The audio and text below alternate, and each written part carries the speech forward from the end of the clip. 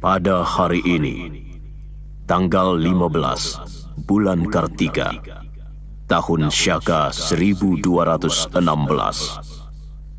seorang kesatria Trah Rajasa, cucu Sang Singamurti, putra Dyah Lembutal, ditabalkan menjadi seorang Prabu, penguasa jagat di Majapahit, atau gelar Wilwatikta, dengan nama abiseka Prabu Kertarajasa Jayawardana.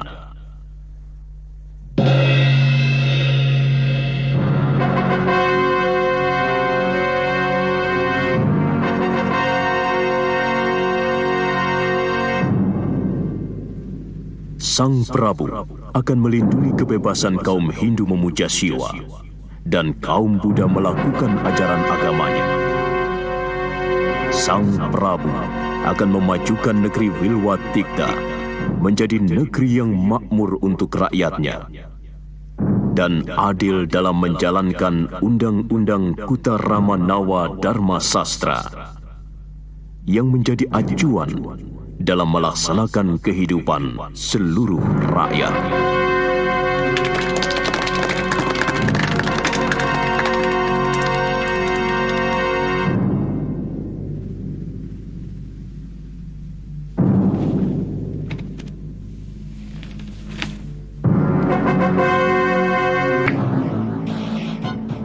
Rakyatku, hari ini di punggungku telah diletakkan tanggung jawab yang tidak mungkin bisa aku panggul sendirian. Sebagai seorang Prabu yang menginginkan kejayaan Wilwatikta, maka saya akan mengangkat beberapa mantri dan mahamentri. Sebelumnya, saya telah mengangkat beberapa rakrian yang dipimpin oleh Rakrian Patih Ridaha, Paman Lembusora. Untuk Rakrian Mantri Pranaraja adalah Empu Sina. Rakrian Mantri Nayapati adalah Empu Lunggah. Dan Rakrian Mantri Nusantara adalah Tri Adikara atau Arya Ranggalawi, sekaligus sebagai adipati di Tuban.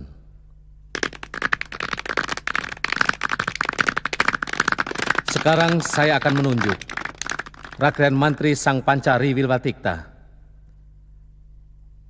Rakrian Patih akan dijabat oleh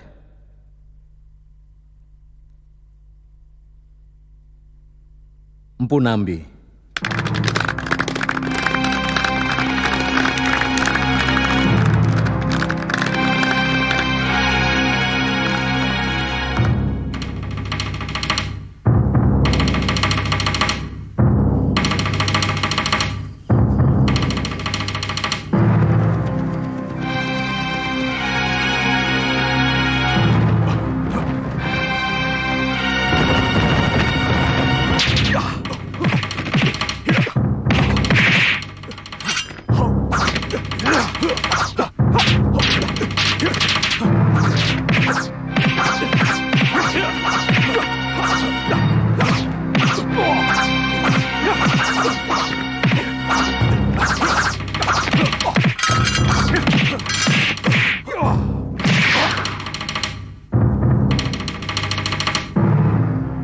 Sungguh sedikit pun saya tidak merasa iri, Kakang Lawe.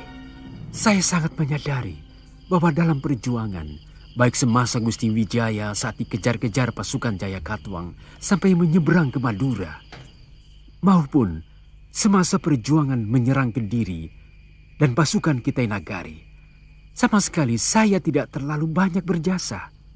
Tapi Nambi diangkat sebagai Rakrian Patih di Majapahit adalah keputusan yang benar-benar kurang bijaksana. Gusti Prabu tentu sudah mempertimbangkannya dengan cermat.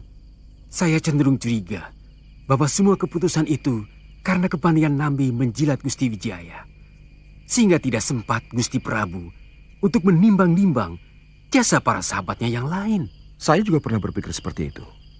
Tapi sebagai sahabat, Nambi juga sedikit banyak punya jasa. Apa yang telah dilakukan Nambi? Mungkin tangan saya terlalu sedikit terpecik darah musuh. Tapi tangan Nambi jauh lebih bersih dari itu. Mestinya Paman Lembu Sora jauh lebih tepat daripada Nambi. Siapa yang meragukan kesetiaan Paman Sora? Kali ini kamu benar, Mahapati. Tolong, jangan sebut saya Mahapati. Karena terus terang yang memberi julukan itu juga Nambi. Supaya Gusti Prabu benci pada saya. Karena mengira saya gila hormat.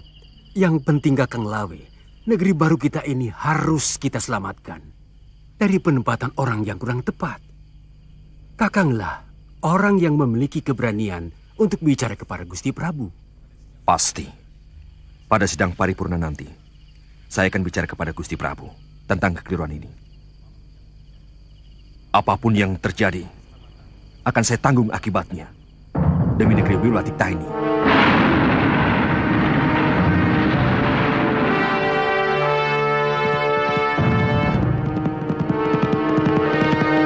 Terus terang, agak sulit hamba memberikan pendapat, Gusti Prabu. Karena Ranggalawe adalah keponakan hamba. Tapi sebaiknya tidak usah terlalu dianggap. Mungkin dia terpengaruh oleh omongan orang lain. Bagaimanapun aku tidak ingin melihat negeri ini dicabik perpecahan. Apalagi baru berumur 40 hari. Lagi pula saya sudah bicara sama Empu Nambi. Dia rela melepaskan jabatannya demi keutuhan Wilwatikta.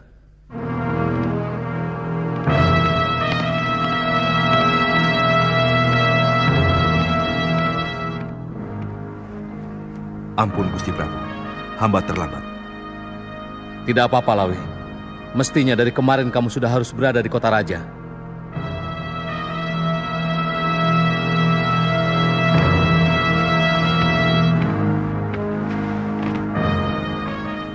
Terus terang, ada kekesalan dalam hati hamba, Gusti. Tentang pengangkatan Empu Nambi sebagai Rakyayan Patih Wilwatikta. Apa alasanmu? Gusti kurang adil dalam memberi peranan kepada pengikut Gusti yang lainnya. Jasa apa yang telah dilakukan Nambi? Di setiap pertempuran tangannya selalu bersih dari percikan darah. Dia tidak pernah ada di depan para prajurit yang gagah berani. Apa pantas orang seperti dia diangkat sebagai patih? Kenapa bukan Paman Sora atau teman lainnya yang lebih berani? Saya tidak pernah meminta jabatan itu, Lawe. Silahkan tanya kepada Gusti Prabu. Diam kamu, Nambi. Lidahmu beracun, mulutmu memabukkan bagi yang mendengarkan ucapanmu. Kenapa kamu marah pada saya? Apa dosa saya kepadamu? Apa kamu merasa rezekimu aku rampas, Lawe?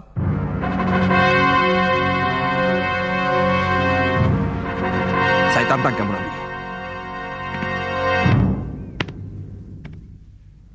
Ayo, kulit siapa yang lebih keras?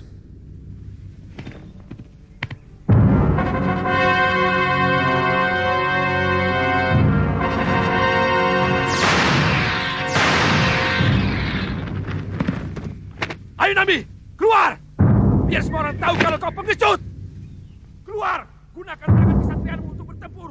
Jangan cuma menggunakan lidahmu untuk menjilat. Maaf, Gusti Prabu. Ranggalawe telah menginjak-injak harga diri hamba. Sebagai seorang kesatria, hamba harus melawan. Gusti Prabu, biar hamba yang meredakan amarah anak itu. Jangan, Rakepati. Dia pasti sedang hilaf. Ada orang yang telah mempengaruhi pikirannya.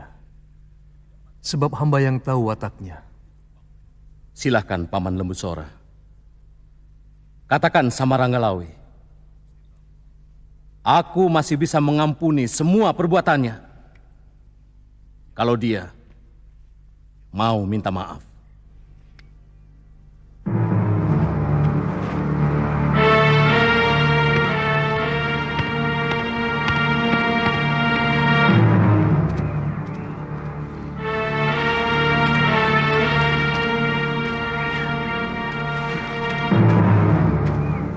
Lawe,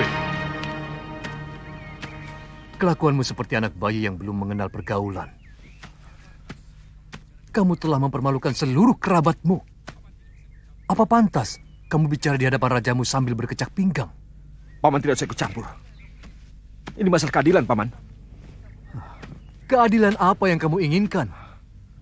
Jangan kamu campur adukan antara keadilan dengan kedudukan. Kamu ingin menjadi Rakren Patih Wilwatikta Lawe? Iya. Saya tidak pernah iri, Paman. Saya cukup bahagia sebagai Rakren Menteri Nusantara dan Adipati Tuban. Tapi pengangkatan Nambi sebagai patih, ini benar-benar tidak adil.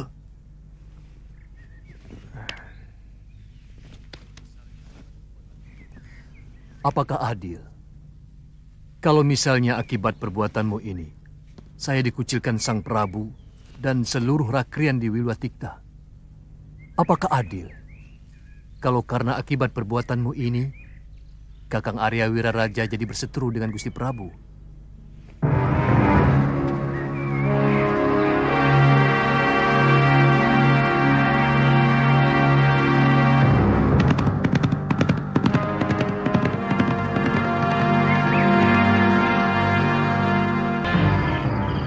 Terus terang, jasa Ranggalawe kepada Majapahit, terutama kepada saya, sangat besar.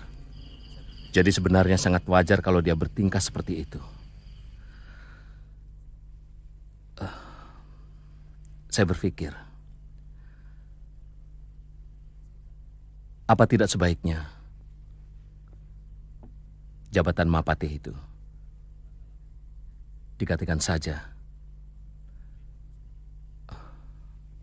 Terus terang, Ranggalawe mampu memangku jabatan itu. Tidak, Gusti. Sabda seorang raja adalah hukum. Oleh karena itu tidak boleh berubah-ubah. Akibatnya, rakyat tidak percaya lagi kepada rajanya. Gusti Prabu tidak perlu cemas. Kalau ada apa-apa dengan Ranggalawe, hamba dan Kebo Anabrang yang akan menyelesaikan. Kenapa Paman bicara begitu? Kalau semua orang merasa berjasa kepada negerinya menuntut imbalan, maka negeri ini akan menjadi kepingan tanah yang dikotak-kotak. Menjadi milik orang yang mengaku sebagai pejuang itu. Tidak akan pernah ada negeri yang bernama Majapahit.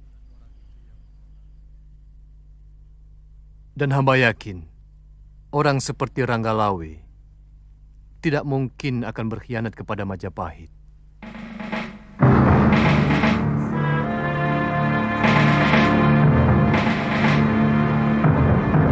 Bagaimana dengan Paman Ranggalawe? Beliau tidak puas dengan pengangkatan Paman Nambi sebagai patih. Beliau sudah kembali ke Tuban. Ada yang mengatakan Paman Ranggalawe menginginkan kedudukan sebagai Mapatih. Saya kurang yakin itu. Setahu saya, beliau adalah orang yang sangat tulus. Pangkat atau jabatan bisa saja merubah ketulusan menjadi kedengkian. Mungkin beliau tidak menginginkan jabatan itu. Tapi beliau tidak rela kalau jabatan tertentu dipegang orang lain yang menurut dia kurang berjasa dalam perjuangan. Itu yang namanya kedengkian. Mungkin. Bagaimana rencana Kakang selanjutnya? Mau terus mengabdi di Majapahit? Atau mau pindah ke Tuban? Terus terang, masih ada dua beban yang mengganggu pikiran saya. Pertama, nasib Mesin. Apakah dia masih hidup atau sudah mati? Karena tubuhnya lenyap begitu saja. Yang kedua, nasib keponakanku, baik Panji Ketawang maupun Ayu Wandira.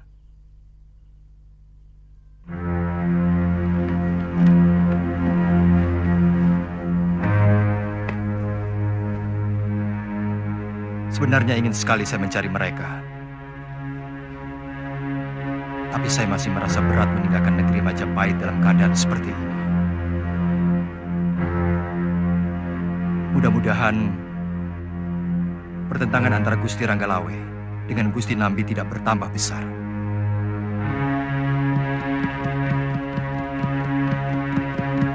Jelasnya, kita tidak akan melakukan gerakan apapun kalau pihak Majapahit tidak memulai. Baik ke arah perdamaian ataupun ke arah peperangan. Saya sudah menempatkan Telik Sandi di Kota Raja.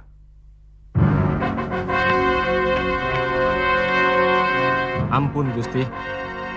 Ada apa? Kanjeng Gusti Arya Wiraraja sedang menuju kemari, Gusti.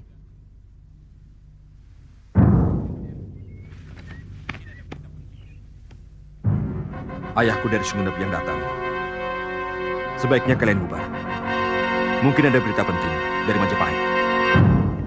Kami mohon pamit, Gusti. Terima kasih, Mararaya. Juga semuanya.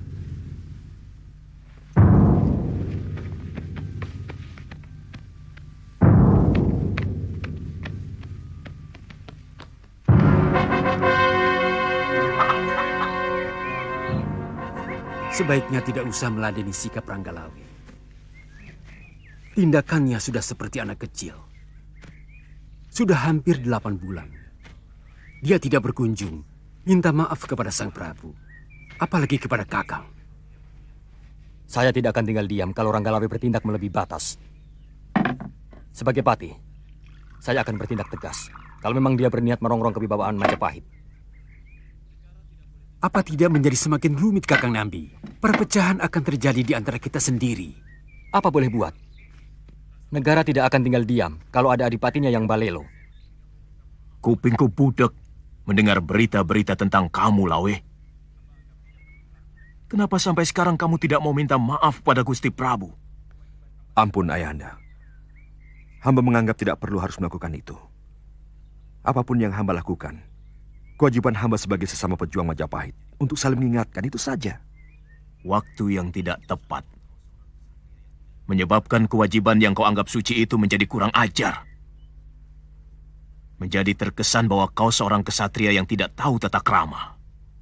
Hamba siap menerima akibatnya. Kamu mau memberontak? Hamba mempertahankan kebenaran yang hamba yakini. Ajaran yang hamba dapatkan dari Ayahanda maupun dari Paman Busora sejak hamba masih kecil. Sebagai orang tua, aku hanya bisa memberimu nasihat untuk tidak berbuat sesuatu yang akan membahayakan dirimu sendiri.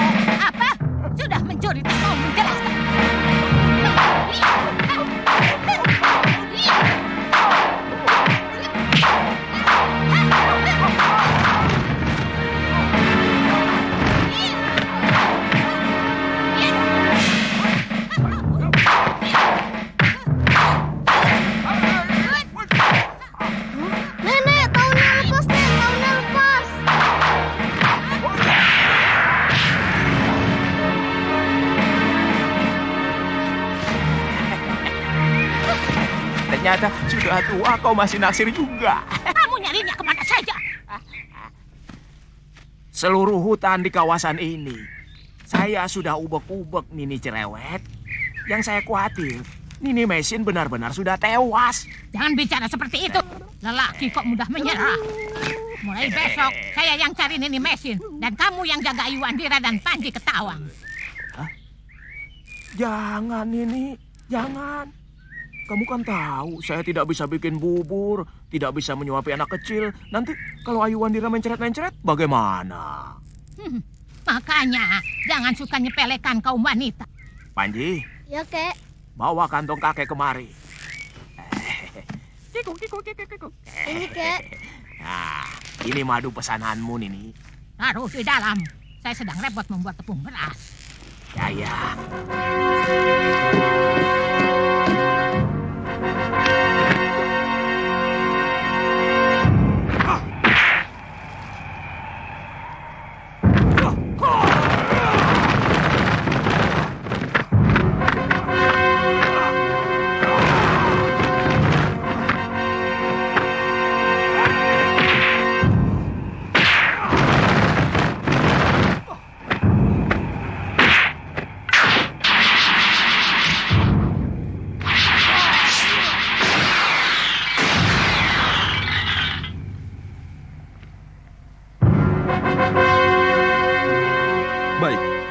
Taruhlah perbuatan saya yang dulu itu salah.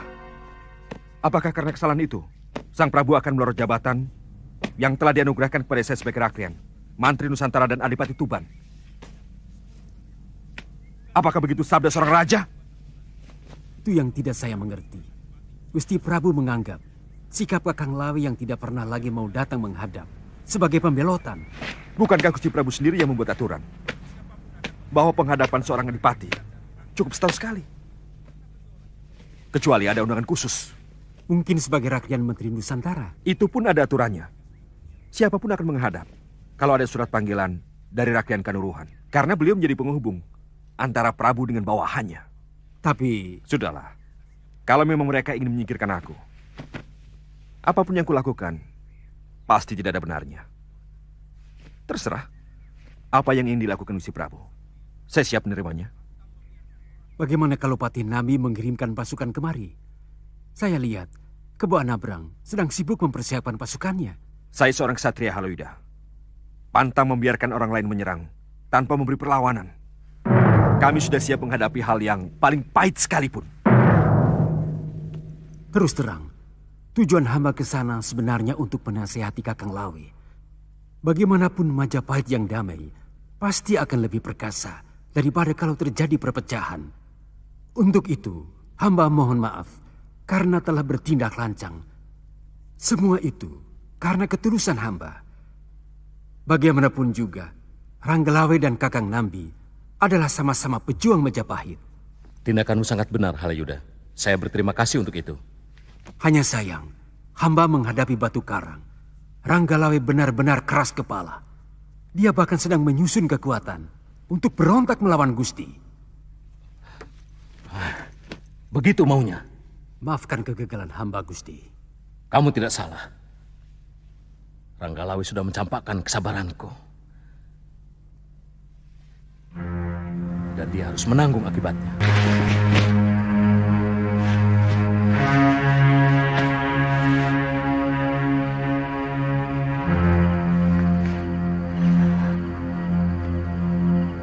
Martaraga, ada apa?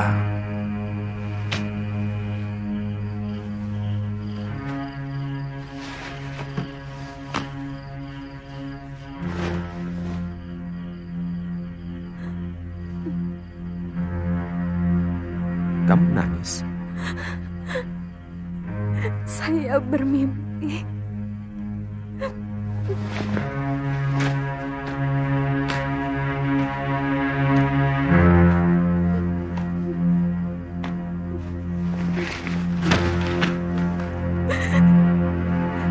Saya sedang memetik kembang di taman bersama Kakang.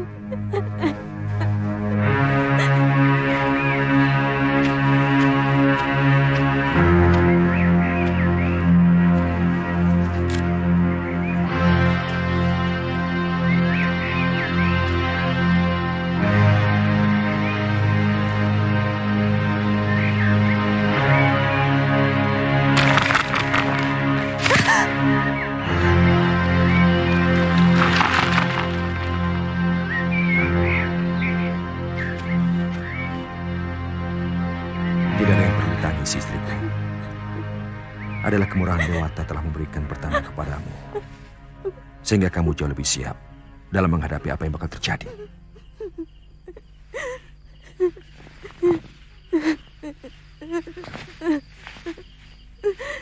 Saya tidak menangisi nasibmu, Kakang.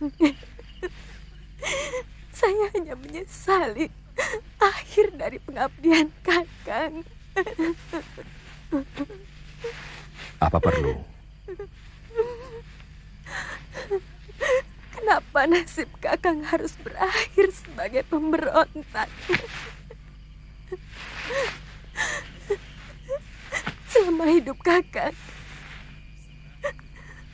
adalah pembela Gusti Prabu.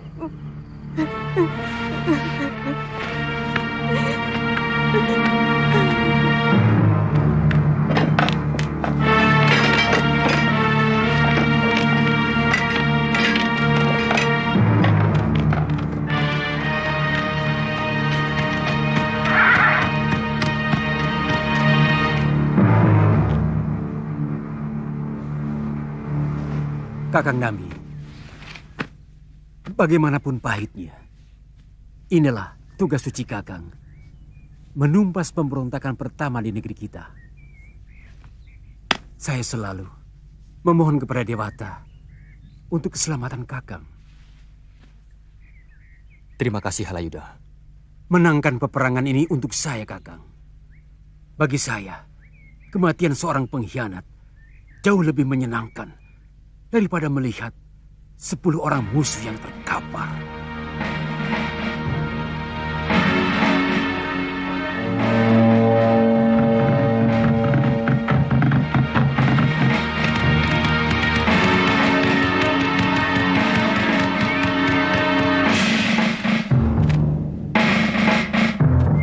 Ada berita apa, Pawana? Pasukan Majapahit sudah menuju kemari.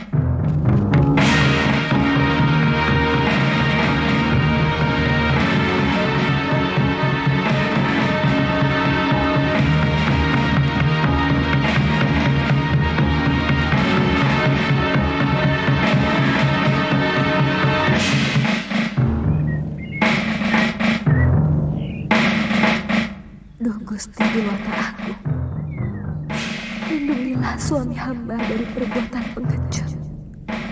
Tetapkanlah dharmanya sebagai satria sejati.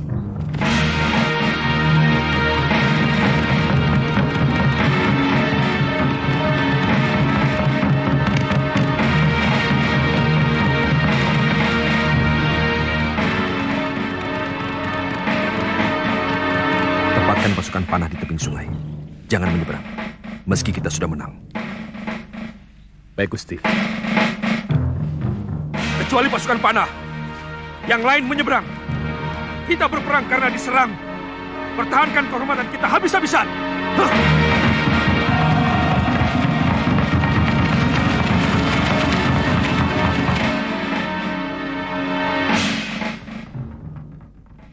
Mereka akan saling membunuh sesama saudara.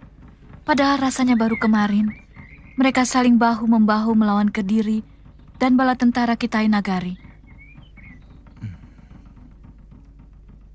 Ya. Sebenarnya, siapa yang patut disalahkan, Kakang? Hawa nafsu. Dia selalu mempengaruhi hati manusia untuk merasa benar sendiri. Dia akan menutupi semua celah kejujuran dari pikiran manusia. Ada yang mengatakan bahwa Gusti Ranggalawe tiba-tiba berubah setelah dia Halayuda bertandang ke kediamannya. Sementara banyak pejabat yang bergunjing bahwa dia Halayuda kecewa karena tidak mendapat jabatan apapun. Saya juga dengar selentingan seperti itu. Tapi apa mungkin Gusti Ranggalawe bisa begitu mudah terpengaruh? Seolah-olah minta maaf adalah perbuatan yang hina. Beliau kecewa. Kakang tidak berada di pihaknya. Gusti Ranggalawe adalah seorang ksatria yang sejati.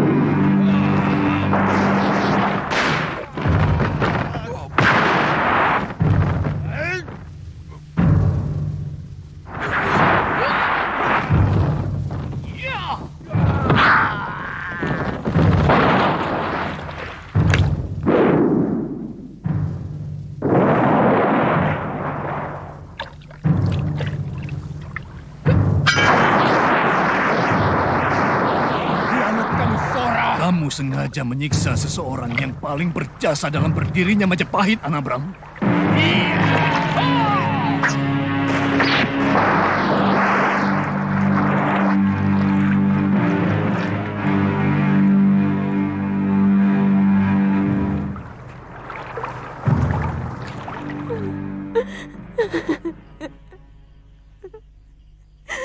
Selama ini saya hanya menunggu berita duka itu.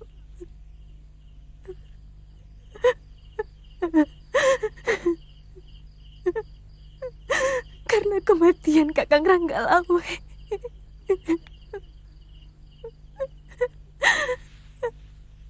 Sudah jelas dikabarkan lewat mimpi-mimpi saya. Sekarang apa yang harus kami lakukan, Gusti Putri? Kita tunggu semua hukuman dari Sang Prabu.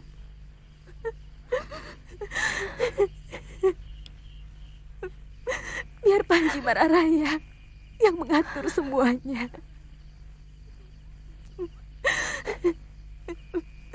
Kakang Ranggalawe telah bicara banyak padanya. Sang Panji perlu dipanggil kemari, Gusti. Biarkan dia bergabung sendirian malam ini. Baik, Gusti.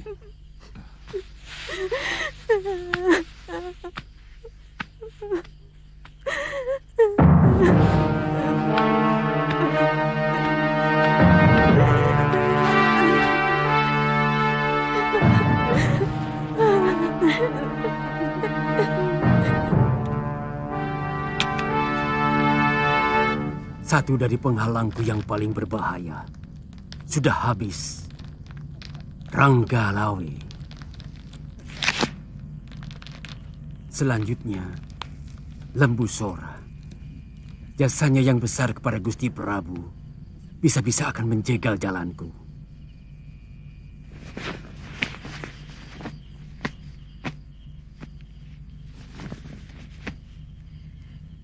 Apa tindakan Kakang tidak berbahaya? Bagaimana kalau Gusti Prabu tahu bahwa Kakang layak berdiri di belakang semua kerusuhan? Kamu tidak usah cemas, Nyai. Mulai sekarang, berlatihlah sebagai istri seorang Mahapati. Karena saatnya tidak lama lagi. Sebentar lagi, Lembu Sora akan tersingkir.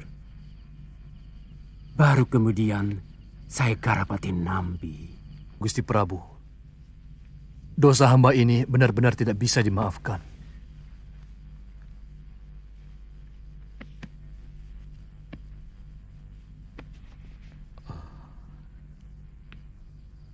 Paman tidak usah terlalu cemas. Saya hanya akan menghukum Paman kalau sudah ada pengaduan dari keluarga Kebo Nabrang bahwa Paman telah membunuh Kebo Nabrang. Tapi ini dalam peperangan, Gusti. Hamba telah membunuh teman sendiri. Berarti hamba seorang pengkhianat.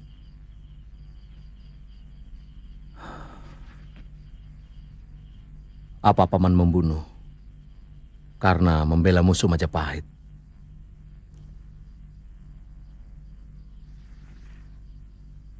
Apa Paman Sora sengaja membunuh seorang senopati Majapahit? Hamba membunuh seseorang yang telah menyakiti dan menyiksa keponakan hamba sampai mati. Dengan cara yang kejam. Siapapun dia? Hamba tidak pernah berpikir. Yang ada dalam benak hamba adalah usaha menyelamatkan keponakan hamba dari siksaan orang lain. Memang benar. Semua yang bernyawa akhirnya akan mati. Tapi mati seperti apa yang harus dialami manusia? Ranggalawe gugur dalam dua sisi yang berbeda. Dari sisi Majapahit, dia seorang pemberontak. Tapi dari sisi orang Tuban, dia pahlawan yang sejati. Hamba hanya mengabarkan itu saja, Gusti Arya. Satu kabar sudah cukup melorotkan seluruh sumsum darahku ini, Jaraga. Saya melihat dengan mata kepala sendiri kejadian itu. Jelas sekali, Rakrian Ridah Lembusora telah melakukan pembokongan kepada Senopati Kebo Anabrang. Tampaknya Gusti Prabu hanya mendengar dari satu pihak. Gusti Prabu masih tetap memanjakan Paman Lembusora. Ini membuat dia merasa dirinya bebas dari tuduhan sebagai pengkhianat perang. Sebagai seorang Tatayi. Tidak mudah kita mengusulkan hukuman untuk Paman Lembusora. Karena jasa beliau kepada Gusti Prabu saat pelarian ke Madura sangat besar. Kalau Undang-Undang Putara Manawa Dharma Sastra dicampakkan hanya karena jasa, niscaya negeri ini tidak akan pernah menjadi besar. Karena sebuah negeri bisa menjadi besar kalau raja dan rakyatnya sepakat untuk patuh kepada undang-undang negara. Kalau kita mau jujur, manusia manapun juga, dari kasta apapun, tentu mengenal apa yang dinamakan hutang budi. Karena manusia memiliki perasaan. Sedangkan undang-undang hanyalah sebuah karya manusia yang tidak memiliki perasaan. Karena dia tidak memiliki perasaan, maka tidak bisa bohong dan berat sebelah. Jadi, apa pendapatmu, Halayuda? Tegakkan hukum. Ini yang sangat menyulitkan diriku. Berita itu memang benar. Bahkan Paman Lembusora sendiri mengakui dengan jujur. Tapi apa kita bisa menutup mata dari jasa-jasa beliau yang begitu besar terhadap kita? Tentunya Dinda masih ingat bagaimana pelarian kita dahulu. Beliau dengan tulus menyediakan dirinya untuk menggendong Dinda ketika kita melewati rawa-rawa. Dan setiap kali beliau mempertaruhkan jiwanya untuk keselamatan kita. Sebenarnya, yang saya ingin ungkapkan kepada Kanda Prabu juga tentang masalah ini. Saya tidak ingin Kanda Prabu menjadi manusia yang melupakan jasa. Harus ada kebijakan khusus untuk orang yang sangat setia kepada kita. Itulah yang memberatkan pikiranku. Bagaimanapun aku tidak boleh menutup telinga dari pendapat bawahanku yang lain. Ayo, mampir ini.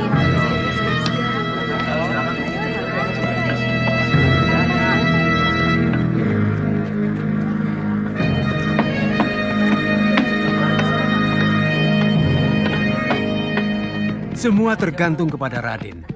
Apa Raden akan membiarkan orang yang membunuh ayah Raden tetap enak-enakan menikmati hidup? Sebentar ayahmu, Paman Kebo Anabrang, orang yang paling berjasa sejak berdirinya negeri Singosari, harus mendekam di dalam tanah. Bukankah Gusti Prabu yang lebih berhak dalam menentukan hukuman? Itu betul, Mahisa Teruna. Tapi kalau kamu sebagai putranya tidak menuntut, maka persoalan itu akan selesai begitu saja. Saya kurang mengerti persoalan itu. Lebih mudah bagi saya mempersiapkan ilmu kanuragan saya, kemudian memelaskan kematian ayahanda dengan membunuh Lembusora. Kematian semacam itu terlalu terhormat untuk seorang pengkhianat. Jelas-jelas ayahmu dikhianati. Dia tewas karena dibokong Lembusora dengan sangat licik. Saya tidak mengerti apa yang harus saya lakukan. Terserah Paman, bagaimana sebaiknya. Yang jelas, saya tidak dapat menerima ayah saya dikhianati. Bagus. Biar Paman yang urus. Yang jelas, pembunuh ayahmu harus menerima hukuman. Hah!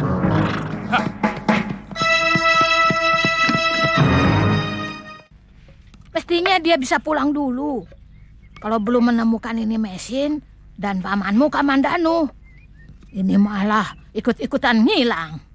Kakek takut dimarahin nenek kalau pulang tidak bersama bibi mesin.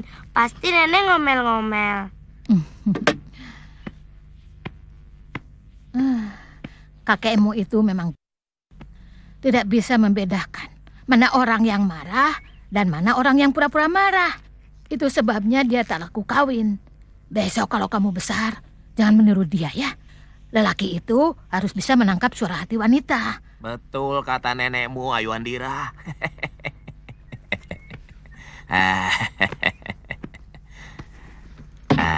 Ayu, kalau kamu sudah besar nanti dan ingin mengatakan suara hatimu, harus jelas, ya. Supaya kekasihmu bisa menangkapnya dengan jelas.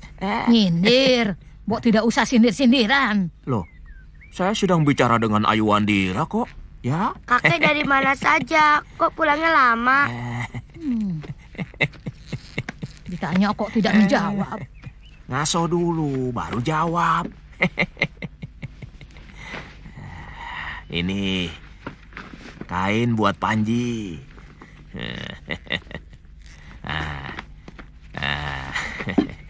Ini.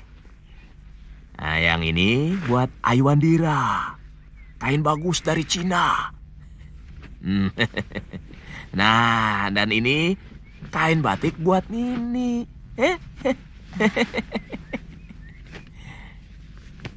Panji, ambilkan kakekmu kendi. Kasihan, dia pasti haus. Boya kamu yang ngambil nih. Cukup sekali saja dalam hidupmu mengambilkan aku minum. Hah?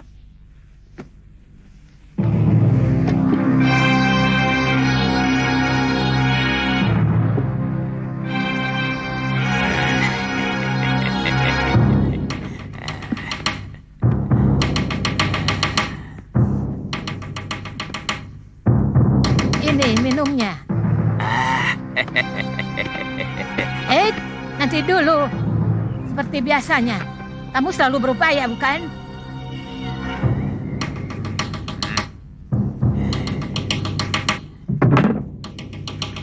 Hei, kenapa diam? Ayo kejar!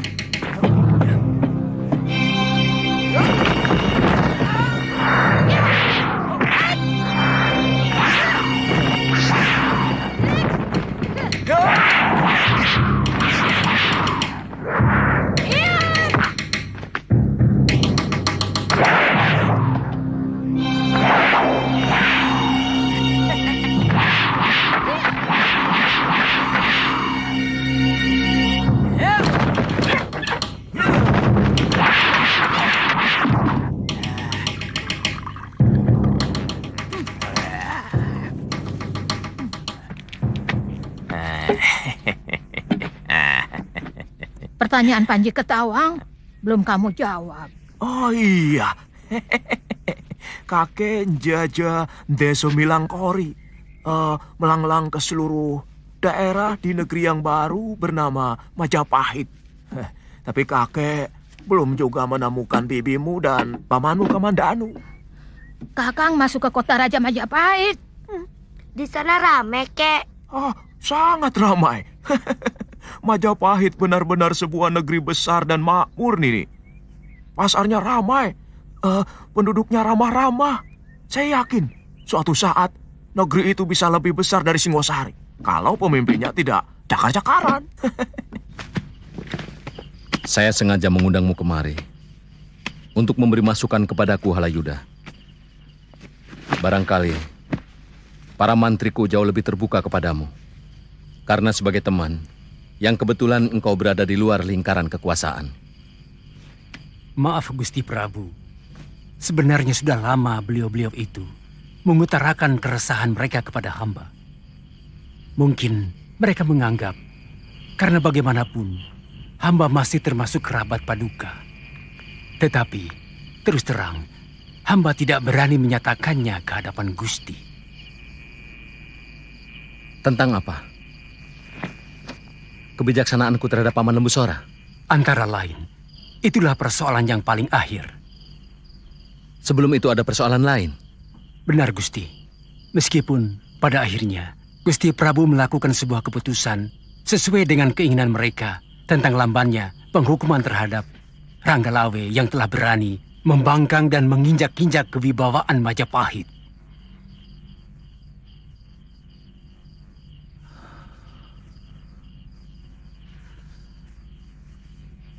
Lalu apa yang mereka tuntut dari Paman Lembu Sora? Tegaknya Undang-Undang Kutaramanawa Dharma Sastra, Gusti. Mereka cemas kalau sampai Gusti Prabu mengenyampingkan undang-undang yang kita anggap suci itu.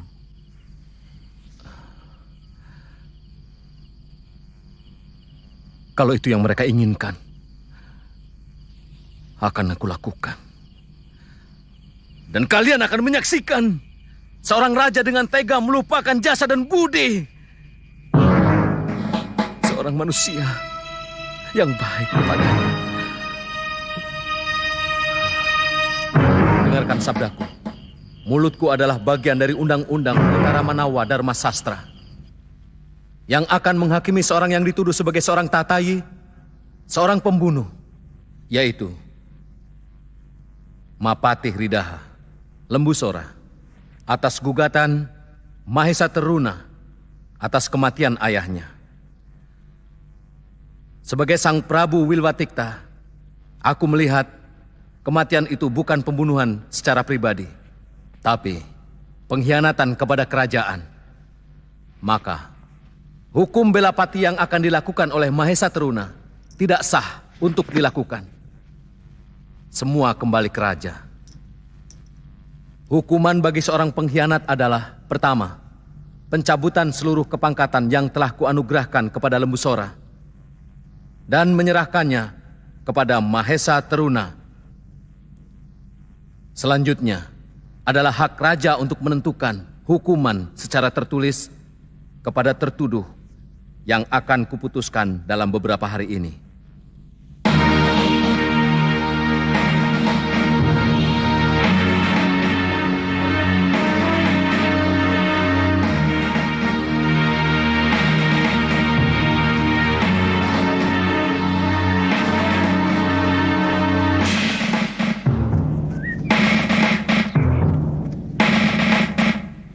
Kamu belum pergi, Yuda.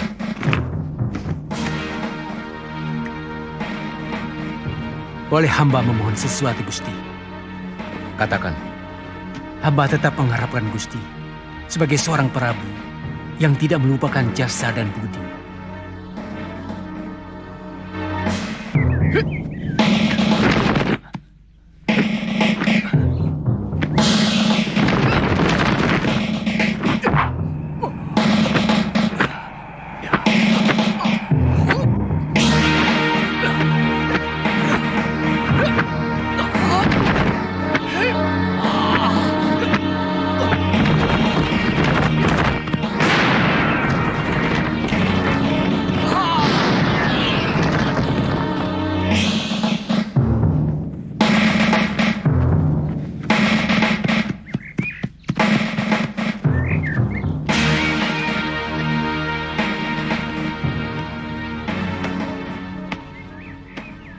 Ada apa lagi, Halayuda?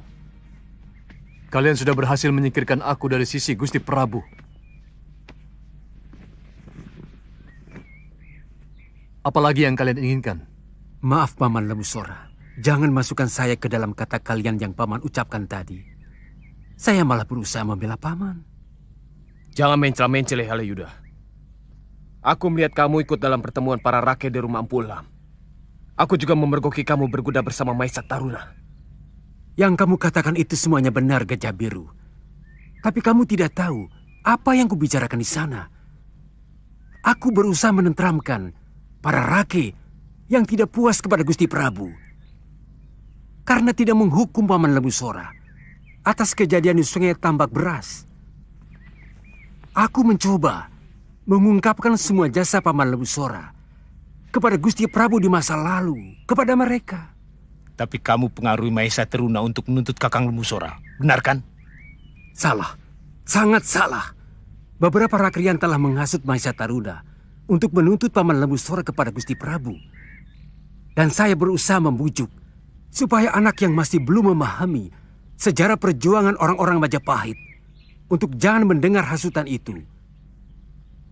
Tapi tampaknya dia lebih mempercayai Rakrian yang menghasutnya.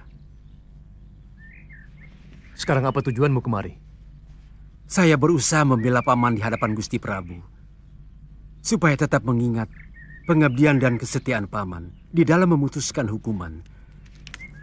Dan ini adalah surat keputusan dari Gusti Prabu.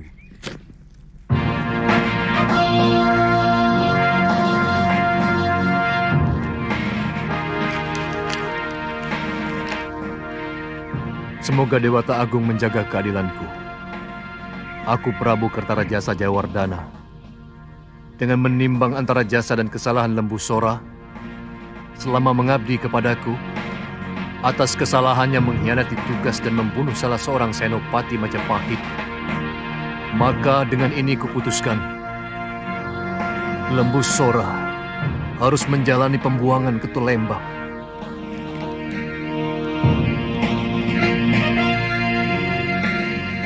Saya lebih memilih menjalani hukuman mati sebagai seorang tatayi.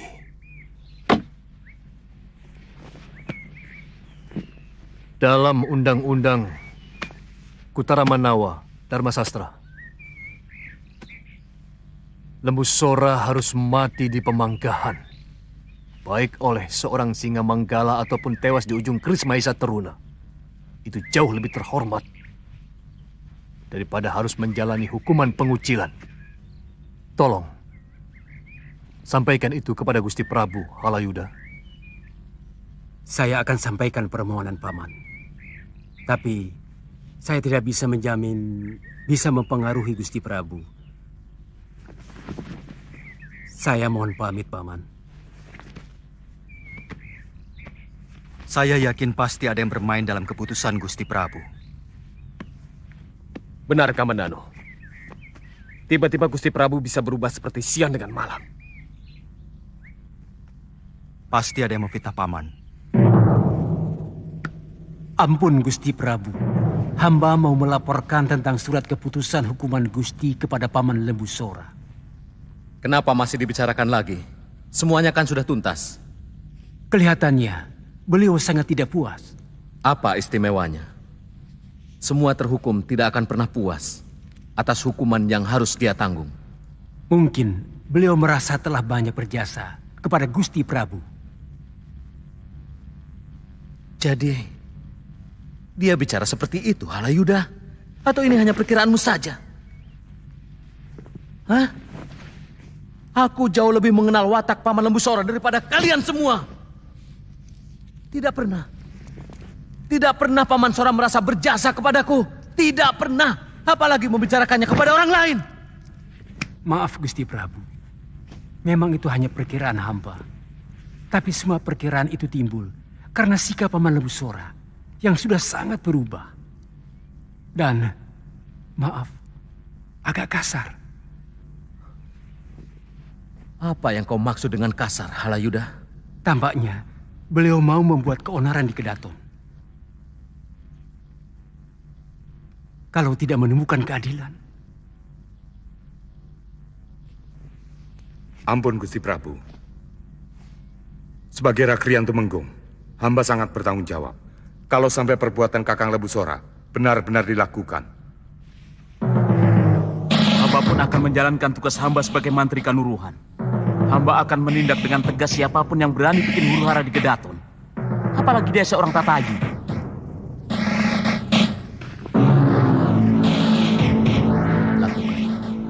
Lakukan apa yang pantas kalian lakukan pada bekas pahlawan Majapahit.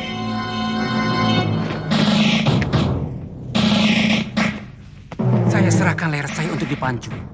Kalau yang saya katakan tidak benar,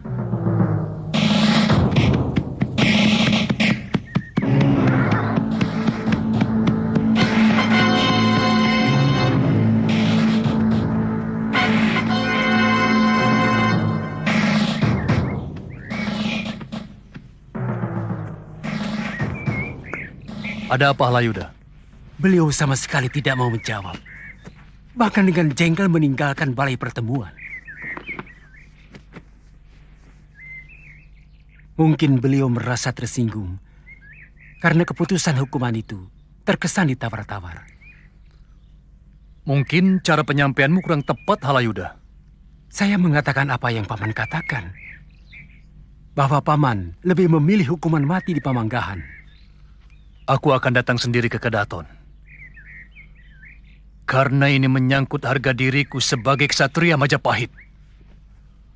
Aku akan tunjukkan bahwa aku seorang pahlawan sejati.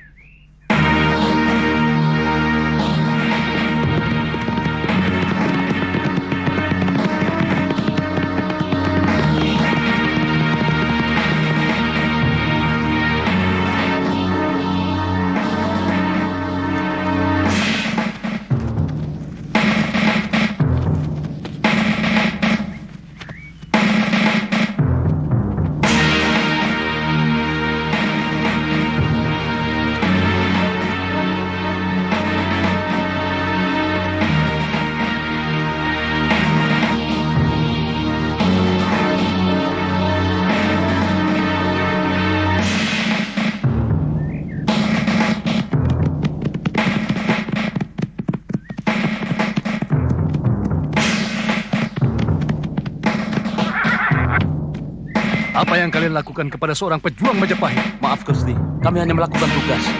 Minggir. Jangan sampai aku berlaku kasar.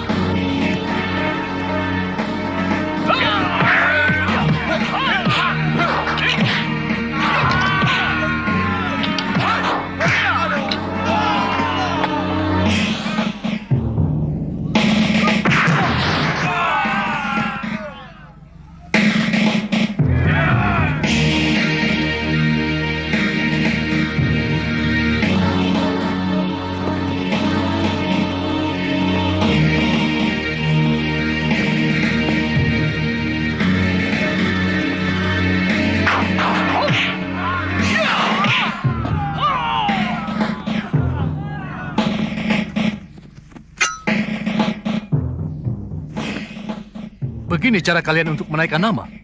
Kami wajib melindungi negara dari rongrongan siapapun yang mau mengkhianati Majapahit. Ucapanmu hebat, Wahana. Seperti kamulah manusia yang paling berjasa kepada negara.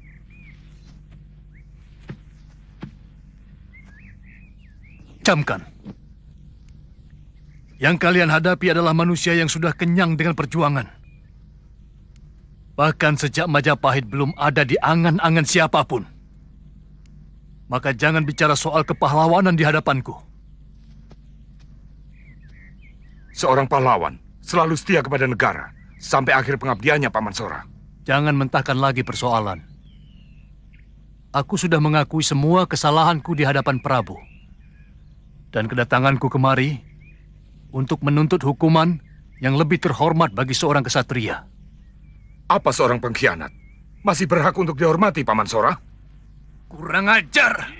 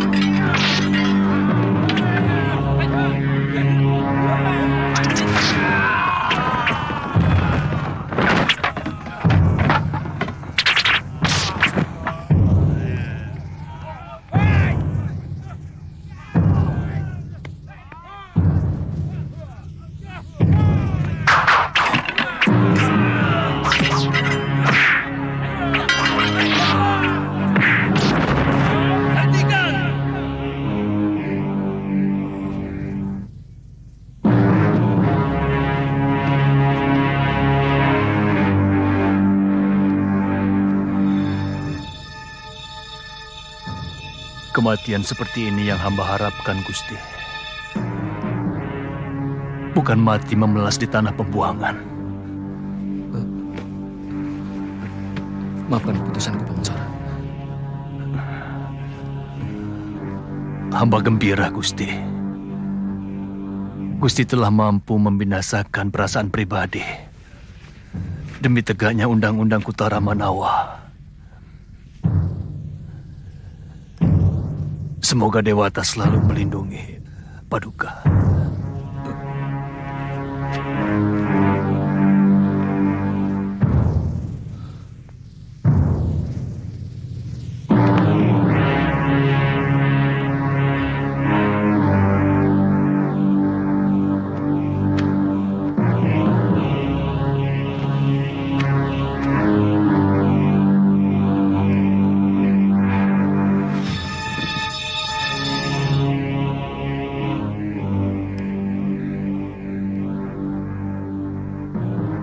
Kuburkan ketiga pemberontak ini dengan upacara kebesaran, sebagaimana pahlawan-pahlawan besar Majapahit. Baik, Gusti. Kalau saja saya bisa memutar jantra nasib ke belakang, akan saya ikuti kemauan Kakang Lawi untuk mengangkat Paman Lembu Sora sebagai Rakrian Mahapatih Riwilwatikta dan menaruhkan Nambi sebagai Mahapatih Ridaha. Kanda Prabu, suratan selalu kita lihat sesudah terjadi. Tidak boleh Kanda sesali. Kedua orang itu sangat berjasa kepada saya, tapi harus tewas sebagai pengkhianat. Padahal saya tahu kesetiaan mereka kepadaku lebih daripada siapapun.